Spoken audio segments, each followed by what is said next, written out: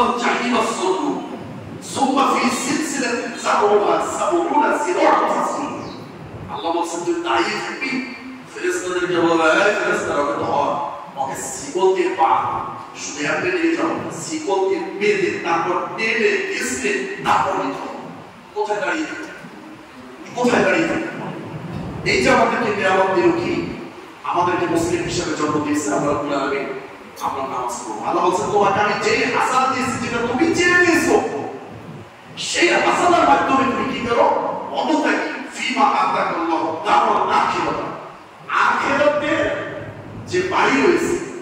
আখিরাতে যে তোমার জান্নাত রয়েছে এই জান্নাত কামনা করবে তুমি দুনিয়ার যে নিয়ামত দিয়েছো মুসলিম বানিয়েছি তুমি নামাজ পড়ে নামাজের মাধ্যমে কি যাবে আল্লাহর জান্নাত পরকালের যে ইনকাম হয়েছে পরকালে আমি যে জান্নাতে যাব শান্তিতে থাকবো সেই অর্জনটা দুনিয়াতে আপনার ছেলেকে বিদেশ পাঠিয়েছে 10 বছর থেকে খালি ফিরে আসছে এই ছেলেকে কি হবে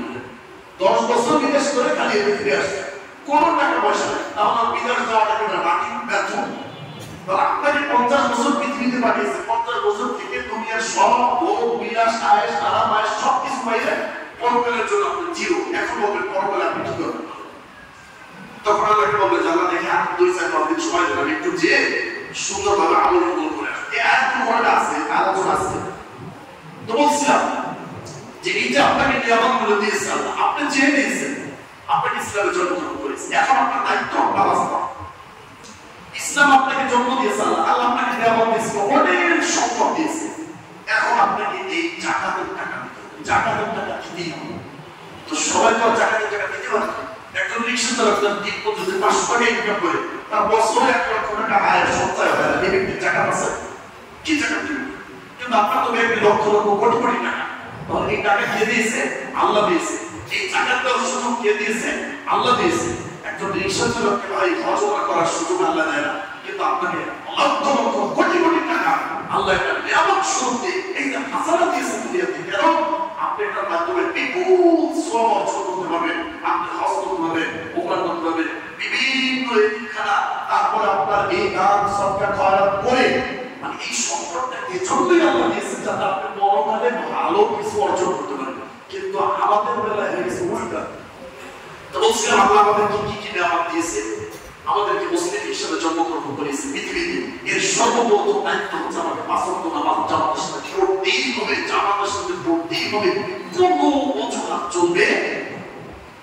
নামাজ যেভাবে ফরজ জামাতের সাথে পড়া ফরজ এটা সালাতে কানাত আলাল মুমিনিনা কিতাবাম মাওকুতা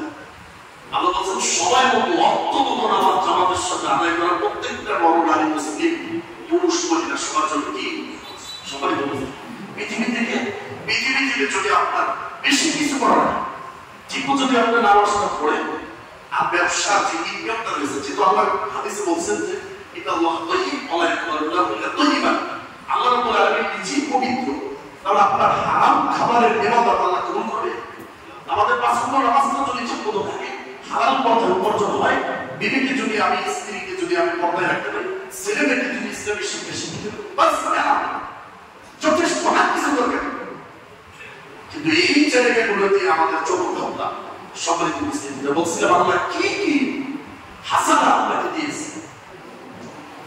তো দুনিয়ার মুসলিম বানাই আপনি নামাজ পড়লেন না শেষ আল্লাহ বলছেন এই যে দুনিয়ার নিয়ামতগুলো দিয়ে তোমাকে আমি মুসলিম বানাইলাম তুমি নামাজ পড়বে কেন এই যে আল্লাহ বলছেন অততাকি ফিমা আতাকাল্লাহু দারুল আখিরাহ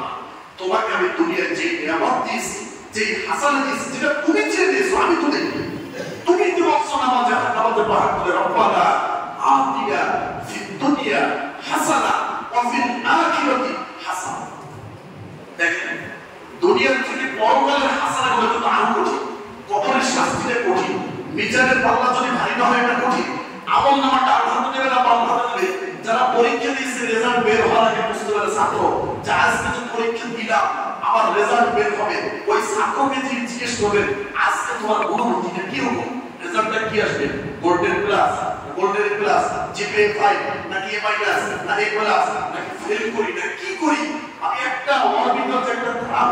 অনুভূতি এটা যে পরীক্ষা না দিয়েছে তাকে বোঝানো যাবে ওই আমল এমন নামাজের সময় যাওয়া হবে যে ব্যক্তির আমল ভালো হয়েছে, দুনিয়াতে নামাজ পড়েছে, দান করেছে, সদকা করেছে, স্ত্রীকে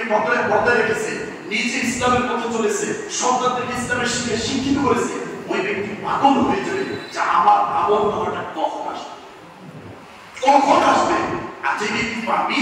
সে ব্যক্তি তার আমল নামা চাইবে না, সে চাইবে না যে আমল নামা সে চাইবে আমার এই মৃত্যুই যেন শেষ হয়ে যায়, আমার কাছে আমল নামা দেওয়া হয়। কারণ আমি কি করছি সারা আমার জোয়ার পানি বেশি করছি, আমি টেন্ডারবাজি ধান্দাবাজি আর আমি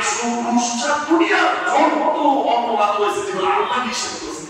সেগুলোর সাথে আমার সম্পর্ক ছিল। আর আল্লাহ যেগুলো করতে বলেছেন তার সাথে আমার কোনো সম্পর্ক ছিল না। অতএব আমি দুনিয়াতে আলহামদুলিল্লাহ ভালোই চলে আসছি, এখন আর বড় বলে আমার কিছু দরকার নেই। আমি জান্নাত চাই না, জাহান্নামও চাই না, আমি এইভাবে সারা জীবন দাঁড়াই থাকতে চাই। আপনার দাবি মানা হবে? যদি এই দাবি মানে যাবে জান্নাতও যাবো না, জাহান্নামও যাবো না। দুনিয়া তো যা দিচ্ছেন আমি আলহামদুলিল্লাহ পেয়েছি, আপনার জান্নাতও যেতে চাই না আর আমাকে জাহান্নামও দিয়ে না। আমি এই জায়গায় দাঁড়াই থাকবো, পাবেন এই দাবি করে থাকবো, পাবেন